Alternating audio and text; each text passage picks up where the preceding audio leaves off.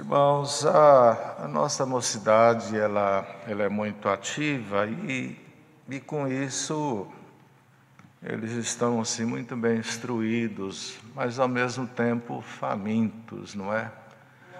Nós comentamos outro dia aí que as próprias jovens, as moças, elas queriam um pouco mais de iniciativa dos moços, assim, para que houvesse assim um pouquinho mais de casamentos, né? Mas também os moços reclamam do outro lado, que existe, não deve ser com todas, mas um pouco de exigência, de escolha. E às vezes os parâmetros das escolhas não são aqueles parâmetros sadios, não é? Que o homem ele escolhe muito pelo ver e pelo ouvir. Então, nós somos assim, enxergamos e ouvimos e depois dentro da gente, a gente tira a conclusão e define, procura decidir aquilo que julgamos ser o melhor e o mais correto. Mas assim, num breve relato, a gente percebe assim, que às vezes falta a maturidade para entender o que é casar-se. E a gente esquece também que o casamento no meio da obra de Deus, ele está inserido no plano de salvação. Então, por exemplo, eu compro uma casa, depois se eu não gostar do lugar ou da casa, e eu tiver condição, ou eu posso vender e procurar no outro lugar. Bom, pintou a casa, cansou da cor, quem tem um dinheirinho troca a cor, né? Na minha casa, todas as viagens que eu fazia, quando chegava lá da Grécia, a impressão que a mobília da minha casa era nova e do quarto também. Mas não era. A poltrona daqui ia para lá, de lá vinha para cá, o outro ia para cá. Aí a minha esposa arrancava a cortina, pintava de outra cor, mudava, punha um negocinho aqui, punha no mesmo lugar. E a gente chegava lá, era a mesma mobília, mas cansou. Se chegasse de viagem e fosse deitar, capaz de deitar no chão, porque a cama tinha mudado de lugar. O guarda-roupa também e assim por diante. Mas quem tem um pouquinho mais de condição, ele já troca, já pinta. Tem gente que troca mobília, ou não gosta da cor do carro, já não quero mais esse carro, não é? E assim, mas o casamento não. O objetivo do casamento é a constituição de família, e toda vez que isso retrocede e não dá certo, fica sequelas, muitas vezes irreparáveis.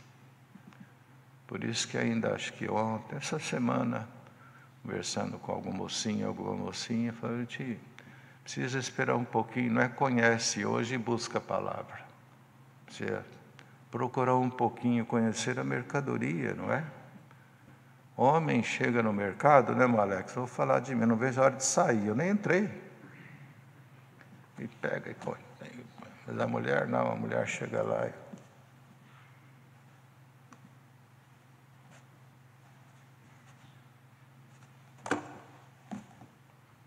e às vezes olha tudo e não leva nada. E a gente já pega tudo e põe no carrinho. Mas o casamento, além da oração que o jovem, a jovem, deve fazer para alcançar esse santo objetivo, que dele vai depender também a continuidade da obra de Deus, porque de um casalzinho bom, o moço com o pezinho no chão, responsável, de uma moça também, de um bom equilíbrio, de uma postura irreparável, é desta gente toda que vai nascendo a continuidade da obra de Deus. Equilíbrio, estabilidade. Porque o instável, tudo que ele começa, ele não termina. Vai ficando pelo caminho um tanto de coisas iniciadas, mas concluída nenhuma. E sabe-se que materialmente, quando se emprega muita coisa para começar e não termina, tudo que a gente empregou a gente perde, vai ficando para trás. E com isso a gente não avança. Então, precisa de uma constante oração de todo jovem, de toda a moça também que está orando para que Deus lhe prepare, mas não só isso. Deus deu outro dia, acho que foi um conselho para o irmão Salvador, que antes de qualquer ação, a gente precisaria conhecer o porquê dessa ação, o que está dentro de mim, o que está me levando a fazer isso ou aquilo. Porque se eu pensar desse jeito, muita coisa eu não faria, porque eu identifico o porquê daquilo que quero fazer, e nem sempre é bom. Então, tudo é oração. A gente não tem como criar casamento para os outros, tem um risco muito grande isso, porque depende de afeto, de sentimento, de consenso, de uma convergência de objetivos, e quem pode sentir isso é somente os dois que se interessam um pelo outro. E não é só isso, já que andam juntos, vão na faculdade juntos, estão sempre na mesma igreja, mas de vez em quando conversando e tentando perceber o que é que aquele por quem você nutre sentimento, o que é que ele pensa da graça. Fala de doutrina, de ensinamento, de salvação, e vai vendo qual que é a estrutura, para ver se tira um pouco de coisas, para formar uma base que te dá pelo menos um indicador, mas com muita oração. As pessoas são boas até quando deixam de ser. E hoje há, não é, irmãos, pelo mundo afora, lares que patrão, ele não chora pelo patrão, que o patrão é bom, o chefe é uma pessoa boa, no trabalho vai bem, mas em casa sofre. Mas sofre com quem? Com a pessoa que ama ou que é amada, ou a pessoa de dentro do teto, debaixo do teto. É ali que está a pedrinha. Então, os jovens todos se põem em oração, busca de Deus, mas sem entrar em desespero, sem entrar em... a gente sabe que o sonho dos nossos jovens não é como lá fora, que se entregam aos prazeres, aqui não. Se preserva e ora e busca na preparação de Deus que Ele traga junto de si o seu par. Perfeito ninguém é, mas é só Deus para nos ajudar nessa definição de encontrar a outra vidinha com quem haveremos de formar uma nova família. Mas eu primeiro preciso me conhecer quem eu sou. Nenhuma moça, nenhum moço faria um pedido ou teria um desejo dentro de si de casar com quem é desleixado, não se preocupa com nada, de um caráter ruim. Ninguém faria isso. A gente não faria isso na escolha de alguém para a gente. Mas o que eu sou para esse alguém que me escolhe? Eu quero o melhor, mas quem sou eu? Irmãos, se a gente pegar um sulfite e for escrever aquilo que eu acho de mim mesmo, os pontos negativos, o sulfite vai ficar grande demais, eu não vou encontrar nada para escrever de mim negativamente. Em tudo eu sou melhor, sou bom, eu não tenho defeito, eu sou inteligente, eu sou tranquilo, eu sou equilibrado. Agora, dá o sulfite para alguém escrever sobre a gente, para vocês verem. Ele vai falar, tem mais folha? Tem mais um papelzinho aí? A caneta acabou, você tem mais outra? Porque a gente não consegue enxergar a gente mesmo. Mas se a gente procurar pureza, para ver o que eu tenho, se não aquilo que eu tenho Eu até poderei ter uma pessoa nobre do meu lado, mas eu posso estragar a vida dela e a minha, dependendo daquilo que eu carrego, costumes, pessoa violenta, áspera, briguenta, ciumenta, tudo conta, né? E outras coisas, preguiça, pessoa que não tem iniciativa. Tem pessoas que torturam a outra olhando, sem ter palavra agressiva, sem ter voz alta. É ali, ó. Então o casamento precisa de oração e a gente entender o que aquilo representa, sim, no todo, envolve o plano de salvação, porque dando certo, fica muito bom, fica muito mais fácil para a gente avançar. Quando isso dá errado, por isso que tem muito pedido de oração nas igrejas. E vai ver a esposinha, está lá o risquinho, é o maridinho dela, ou a esposinha dele. E a gente não deveria fazer sofrer a pessoa que está do nosso lado, que de uma forma voluntária nós optamos, sentimos e oramos e despedimos para casar-se com ela ou com ele e depois a gente torná-lo ou torná-la infeliz e chorosa para o resto da vida. Então vamos orar para que Deus abençoe. A gente não tem um modelo certo, não tem um manual, mas nós ouvimos a palavra. Se houver sinceridade, pureza, temor de Deus, aí a gente faz as coisas mais certas e teremos famílias mais saudáveis. E as crianças também, desde cedo, desde cedinho também. Tem menininhos já muito nervosinho desde cedo, bravo, mente para o paizinho, para a mãe. E desde cedo, agora é o momento de vocês fazer oração para o papai, para a mamãe, se for ofendido na escola, não ofender ninguém. Tem meninos e meninas que o pai paga até caro para estudar, mas ele não valoriza. E outros, a maioria, estuda na escola pública, que também não tem nenhum problema.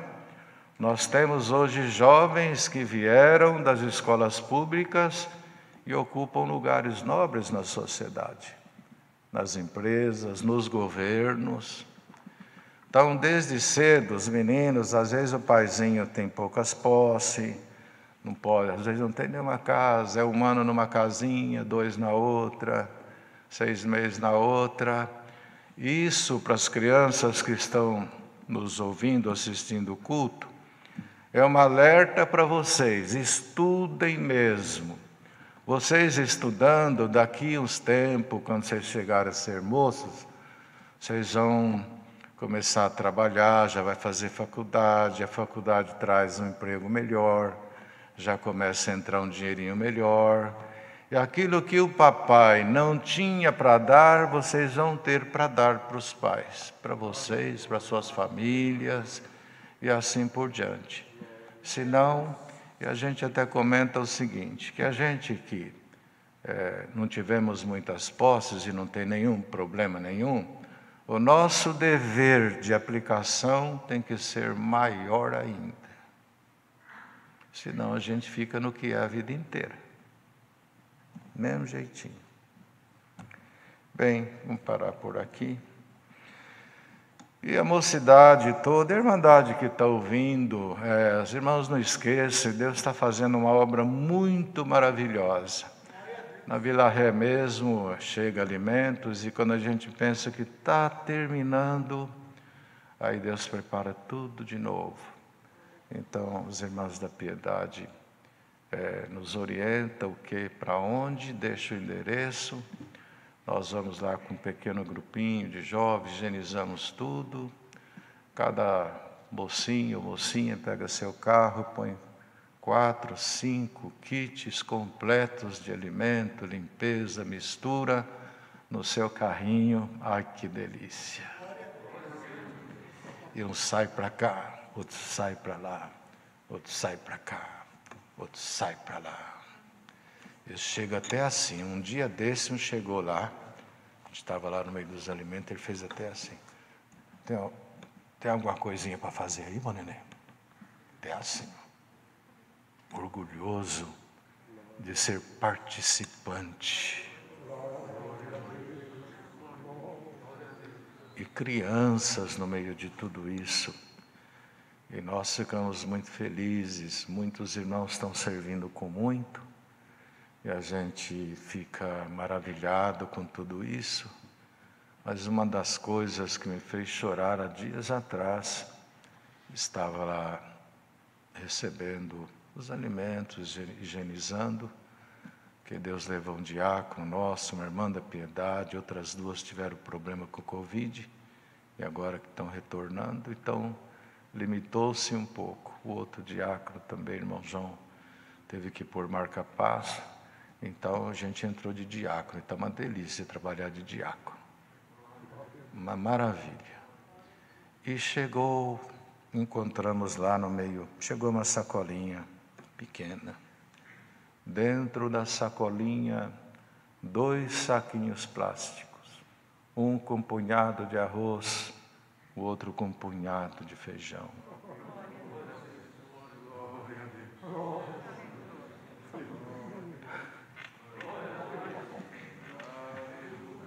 Em outras palavras, é o que eu tenho, é o que eu posso.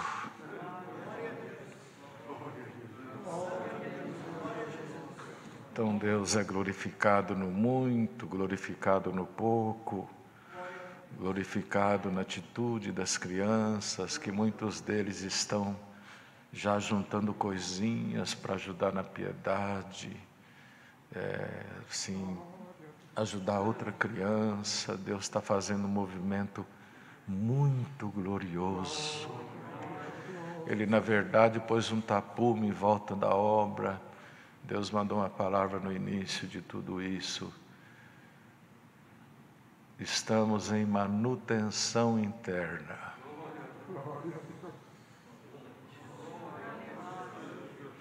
E Ele está trabalhando. Mais alguma coisa, irmãos? Os irmãos, na última oração, também nas casas, vamos orar para os jovens que estão preparando aí o casamentinho deles, para Deus preparar tudo, pôr tudo em ordem, sem desespero, na porção que Deus der, para que tudo dê certo para eles, que é o sonho deles, e é o sonho que nós também tivemos, né? Isso é muito bom, ver eles casadinhos, felizes da vida. Agora, até no meio deles mesmo, nessa aproximação, Deus está preparando até o casamentinho entre eles mesmos, trabalhando aqui, mexendo nos alimentos e de olho nela. E ela mexe lá de olho nele. E daqui a pouco aparecem uns anéisinhos amarelinhos na mão direita. Trabalhando, Deus está provendo para eles tudo o que precisa.